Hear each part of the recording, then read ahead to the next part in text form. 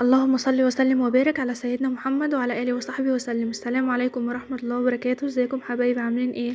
معاكم اميره سلامه، والنهارده ان شاء الله هنعمل وصفه الاسبونش الجاهز. شايفين هش وطري قوي ازاي؟ تعالوا كده نقطعه مع بعض. بس طبعا انا كنت بقى لسه بقطعه، كان لسه سخن شويه، لكن طبعا لما بتستنى عليه يبرد بيبقى متماسك عن كده وبيبقى حلو جدا.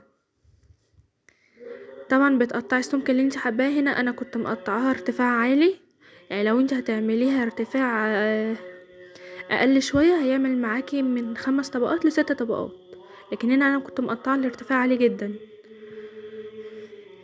شايفين ما شاء الله، اللهم بارك. يلا بقى نشوفها عملناها ازاي. عندي هنا 3 بيضات، عليهم معلقه خل كبيره، ربع كوبايه من الميه، باكت من الفانيليا، ربع كيلو من دقيق الاسبونش الجاهز. شايفين؟ هنحط كل المكونات على بعض مره واحده ونخفق بقى كويس جدا بمضرب كهربائي او في العجان. لازم عشان نفضل نضرب فيه كويس جدا لغايه اما القوام بيفتح تماما. وهنا انا حطيت معلقه صغيره من محسن الجل، ده ضروري يا جماعه عشان بيخلي القوام حلو جدا وبيخلي القوام اسفنجي.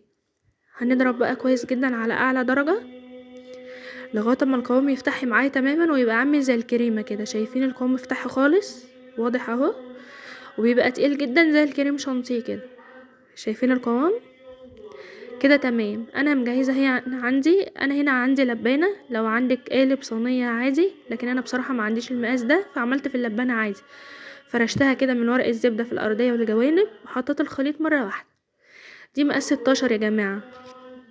المقدار ده الربع كيلو انا عملته في مقاس 16. طلع معايا 3 طبقات ارتفاع عالي، وممكن يطلع معاكي 5 طبقات ارتفاع برضو مظبوط كويس.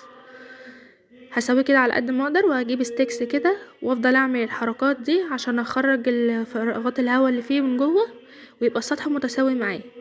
طبعا انا مسخنه الفرن كويس جدا على درجه حراره 180. هدخلها هتقعد معايا حوالي نص ساعه. ما تفتحيش عليها قبل نص ساعه، وطبعا لما تفتحي عليها تختبريها بالستيكس الاول. لما تطلع نضيفه معاكي يبقى كده تمام. شايفين ما شاء الله، اللهم بارك. يعني انا هنا كنت مقطعه حوالي 6 ملي، طبعا لو خليتيها 3 هتعمل معاكي عدد اكتر. شايفين ما شاء الله ارتفاعها عالي باين اهو. وطبعا انا كنت بقطعها وهي سخنه، استنوا عليها لما تبرد هتبقى تمام. واحلى احسن وقت تقطعوا فيه الكيك لما يبات، يعني تعمليها من قبلها بيوم، ولما تيجي تستخدميها تاني يوم وتقطعيها. هنا انا هشيل الطبقه اللي على وش القشره دي، وبرضه هستخدم الطبقه دي. هركنها بس على جنب دلوقتي. شايفين بتتشال بكل سهوله ازاي اهي. شيليها وتستخدميها برضو عادي. شايفين ما شاء الله ال3 طبقات مرتفعين ازاي؟ حلوة جدا وطرية جدا جدا. هنا انا كنت عملت منها 3 مقادير من الفانيليا، وعملت مقدار من الشوكولاتة. طبعا انا كان عندي اوردر فعملت الكمية دي نفس المقاس. شايفين ما شاء الله، الله اكبر، حلوة جدا وهشة وطرية وتحفة. شايفين الارتفاع؟ لازم تجربوها. يلا، السلام عليكم ورحمة الله وبركاته. باي باي.